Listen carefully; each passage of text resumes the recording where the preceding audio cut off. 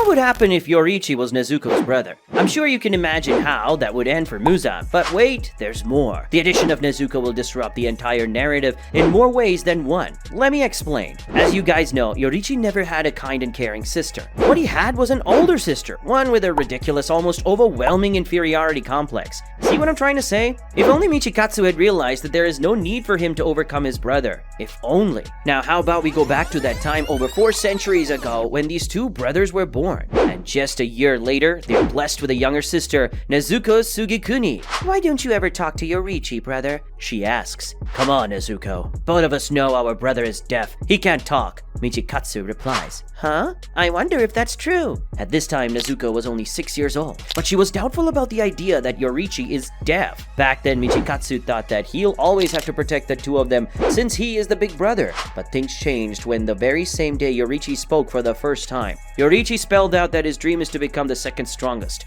so that he can be right alongside his brother. And he later proved his extraordinary prowess against their tutor. Michikatsu was conflicted. At this time, he thought Yoriichi was the pitiful one. He thought he'll always have to look after Yoriichi and Nezuko, but on the very first day Yoriichi picked up the sword, he was already the strongest swordsman around. The envy, the hate, the feelings of insecurity, all these thoughts invade his head. Nobody else realized it, but Yoriichi and Nezuko could tell that something was bothering their brother, and Yoriichi was the reason, but just not sure what to say to him. Then one day Nezuko, who was picking some herbs, was late. Being late itself wasn't anything to be concerned about, but Yoriichi had a bad feeling about it. So just when the sun sets, he runs toward the forest. Michikatsu notices him and tags along. There at the forest, they find Nezuko surrounded by almost a dozen demons, all of them hiding, waiting for the sun to set. But now the sun was no longer in the picture. They were ready to feast on this little girl. Fortunately, thanks to Yoriichi's foresight, both him and Michikatsu arrive before it's too late. But now what? Yoriichi may be a better swordsman than all the adults, but he is still just a child. He still hasn't learned or developed his breathing. And for what it's worth, this is the first time any of them have seen a demon.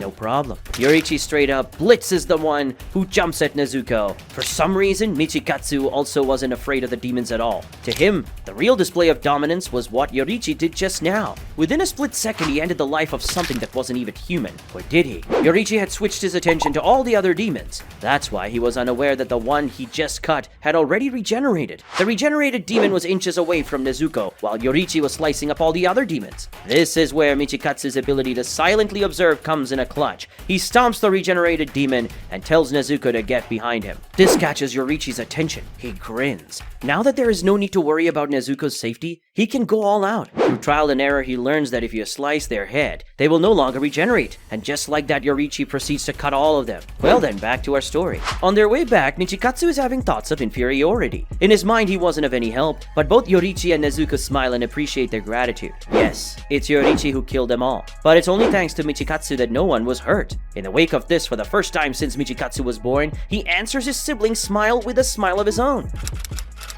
Both Yoriichi and Michikatsu are now 10. One of them has to go and be the priest, and since their father acknowledges Yoriichi's extraordinary skills, it has to be Michikatsu who will be the priest. Michikatsu had more or less accepted his fate. He will never be able to match up to his brother, but on that night, Yoriichi tells him that he'll be the one who will go to be the priest. Michikatsu can't understand why he'd do that, but Yoriichi reassures him that it's only because he wants to leave the place and see the world. But he'd be uneasy if there is no one who can protect Nezuko. Seeing how carefree Yoriichi was about the entire thing makes Michikatsu laugh a little. It's like he's the only one stressing over everything. Sure enough, Yoriichi leaves, but he's still on good terms with his brother. On his journey, he meets the young lady named Uta. The two of them bond together really well, and they get married 10 years later. Meanwhile, Michikatsu and Nezuko also get married. Michikatsu already has a child, in fact. As for Nezuko, she always thought it'd be great if she could meet a man who is like a Hisha. Her dream came true when she met Agatsuma Zenin. He was her ideal man. When they receive a letter from Yoriichi telling them about how his child will be born soon,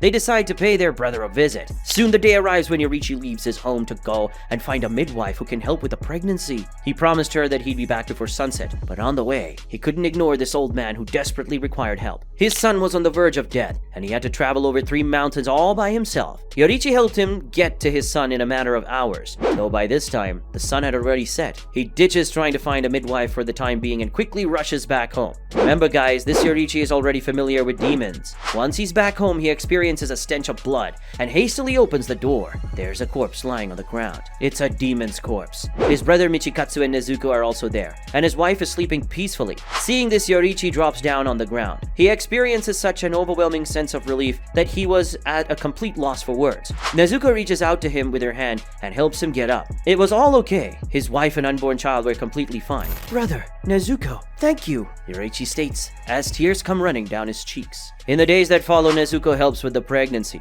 Yoriichi's child is born. It's a girl. The three of them, Yoriichi, Uta, and Nezuko, think hard and deep about the name, but when Michikatsu returns after hunting some food, he quickly ends the discussion by suggesting the name Yoko, a name that roughly means child of the sun. Indeed, Yoriichi's daughter is named Yoko Sugikuni. About 10 days after Michikatsu and Nezuko saved his wife from a demon slayer who was following that demon shows up at the place. He introduces himself to the Demon Slayer organization. Both Yoriichi and Michikatsu decide to join. When Nezuko returns to her home and tells her husband about it, he takes the plunge as well. Yoriichi soon realizes his son breathing, and thanks to his tutelage, all of the other Demon Slayers awaken their marks, and also learn their own styles of breathing: flame, wind, water, thunder, rock, and many more. The one who learned the thunder breathing is Nezuko's husband, Agatsuma Zenin. Michikatsu also awakened the mark and learned the moon breathing. He started having those feelings of inferiority again, but the next time he meets Nezuko and mentions his moon breathing, she's pleased. "Brother Yoriichi has the sun breathing, and you have the moon breathing. Isn't it amazing? It's like you two were born to support each other. You are the moon to his sun,"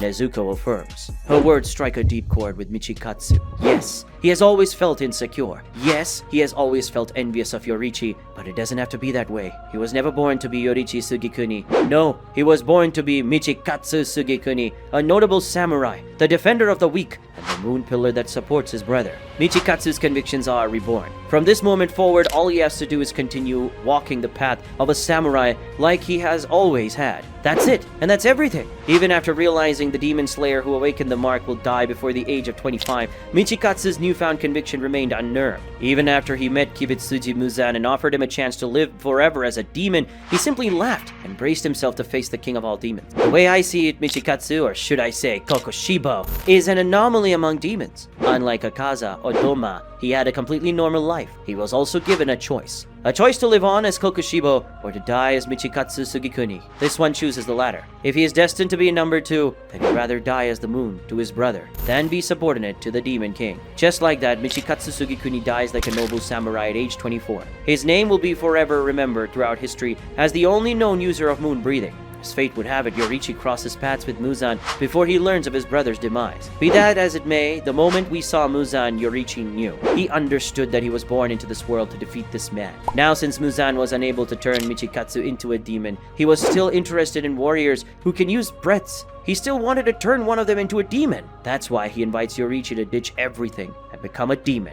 Naturally, Yoriichi declined, as naturally he breathed. This prompted Muzan to grin. He ended up mentioning that the last breathing user he encountered also declined his invitation. He must not be popular. But when Muzan recalls how the last one was the user of moon breathing, Yoriichi's blood instinctively boils. There was no time to mourn. Muzan experiences Yoriichi's raging bloodlust at face value, and for the first time in his life, he experiences absolute, overwhelming fear. Before Yoriichi even pulls out his sword, Muzan knew that he was going to die. He knew that there is no other way the story ends, so he tries to flee. But Yoriichi, who could see his 7 hearts and 5 brains, performed all 12 forms of the sun breathing in coherence and perfected the 13th form, the one that is designed to get rid of Muzan's 12 vital organs. Once he perfects it, it only takes him a mere instance to pierce Muzan's 7 hearts and 5 brains. Yoriichi wanted to ask him what he thinks of human lives, but there was no need. He already had a bad taste in his mouth due to hearing about his brother's death. Without thinking, Yoriichi finishes off the king of the demons right then and there. From start to finish, the battle only lasted a couple of minutes. Now, it's over. Yoriichi has successfully put an end to over 500 years worth of tragedies. Tamayo is also completely freed of Muzan's control. She breaks down into tears and thanks Yoriichi with all her heart. No need. After all, I was born in this world for the purpose of killing Muzan, Yoriichi tells her and leaves. He also spares her life. When he returns to the pillars, all of them officially inform him of his brother's death, but of course he already knew. He then mentions that Kibitsuji Muzan no longer lives, These words take over the entire scene. Everyone is dead silent. It almost feels like a dream. But they know that if anyone could have killed the king of demons, it's Yoriichi Sugikuni. Everyone rejoices. Yoriichi then goes with Agatsuma Zenin to visit Nezuko and personally informs her of their brother's death. It's a bittersweet moment, but they feel solace in the fact that their brother can rest in peace now that Muzan is dead. In the years that follow, Yoriichi watches over his daughter. She has grown to be a resilient and strong woman, and Yoriichi also meets Sumiyoshi, a member of the Kamado family. He shows them the beautiful Hinokami Kagura dance and lives the rest of his life in peace. At the age of 80, the man dies of old age. He had no regrets. He died with a gentle smile on his face. The Hinokami Kagura dance was inherited by his daughter and the Kamado family. Then over 4 centuries later, Tanjiro is born in the Kamado family, and a year later his sister is also born. Due to her uncanny resemblance to Nezuko Sugikuni from the Sengoku era, she is named after her. Kamado Nezuko it is. And of course the world is now free of demons. So guys, this is my take on what if Yoriichi was Nezuko's brother? All good things, huh? Now I'm sure you guys have a lot to say about this story. Feel free to go wild in the comments section. And if you want more, if you want a second part, better start hitting that like button. 10k likes and we'll make a part 2.